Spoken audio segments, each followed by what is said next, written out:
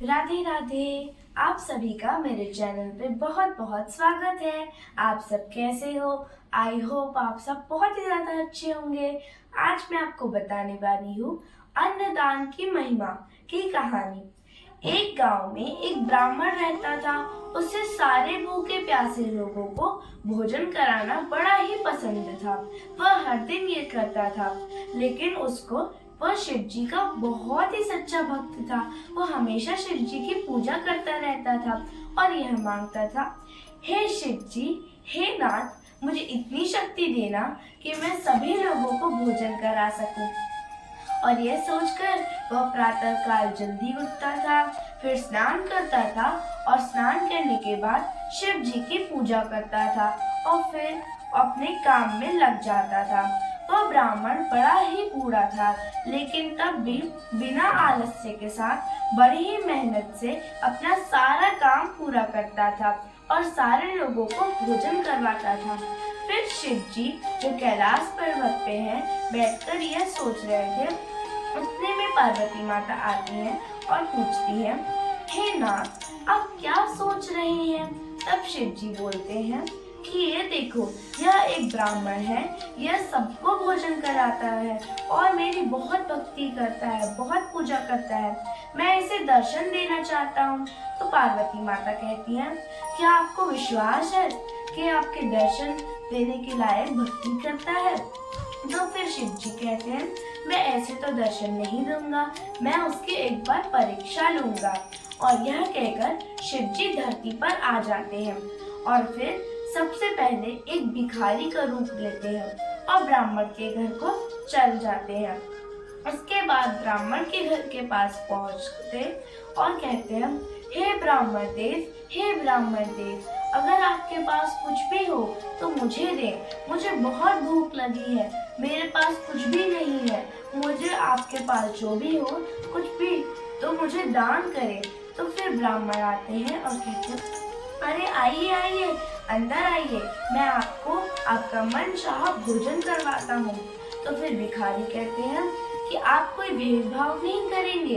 तो फिर ब्राह्मण कहते हैं, अरे आइए, तो मैं आपको भोजन कराता हूँ, मैं भेदभाव नहीं करता।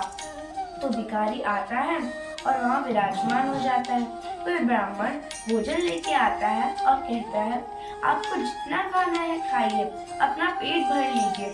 उसके बाद भिखारी का जब तक पेट नहीं भर जाता तब तक मजे से खाता है। उसके बाद उनको धन्यवाद करता है और ब्राह्मण उनको प्यार से विदा कर देते हैं।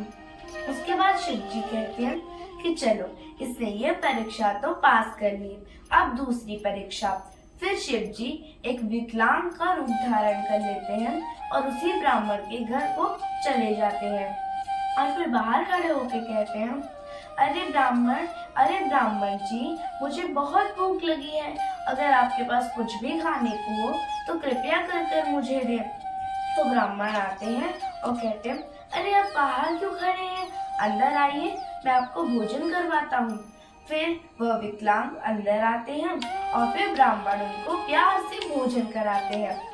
उसके बाद प्यार से विदा कर देते हैं। फिर भोलेनाथ सोचते हैं कि चलो, इसलिए दूसरी परीक्षा भी पास कर ली, अब तीसरी परीक्षा।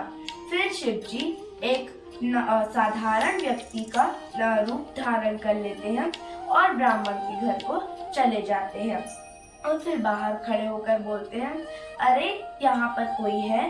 अरे ब्राह्मण जी, अगर आपके पास कुछ भी हो तो क्या आप मुझे भोजन कराएंगे? तो ब्राह्मण जी कहते हैं, अरे अंदर आइए, मैं आपका मन चाहा भोजन करवाऊंगा।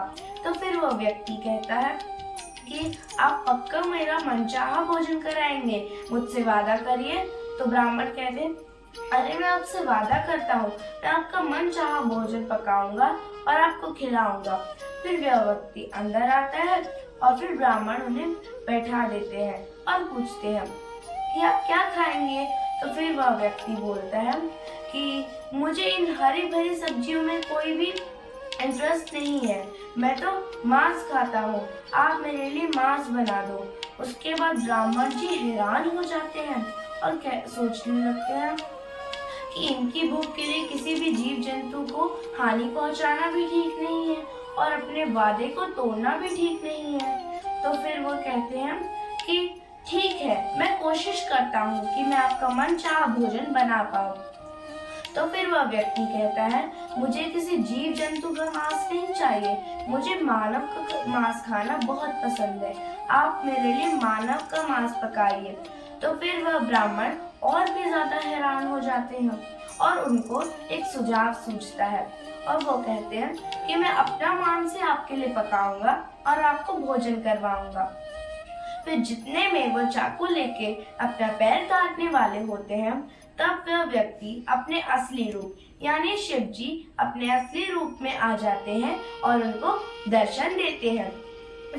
उसके बाद ब्राह्मण उन्हें प्रणाम करता है और कहता है, मेरा जीवन का मकसद पूरा हुआ, आपने मुझे दर्शन दे दिया, क्या आप ही तब से परीक्षा ले रहे थे? तो शिव जी कहते हैं, हाँ, तब से मैं तुम्हारी परीक्षा ले रहा था और परीक्षा में तुम पास हो गए हो। और यह भी वरदान देते हैं कि सारे सोना चांदी आदि वरदानों में से दानों में से सबसे महत्वपूर्ण अन्नदान ही होगा, इसलिए सारे दानों में से सबसे महत्वपूर्ण अन्नदान ही होता है।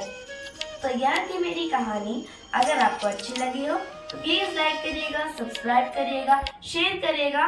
Thanks for watching. Bye bye.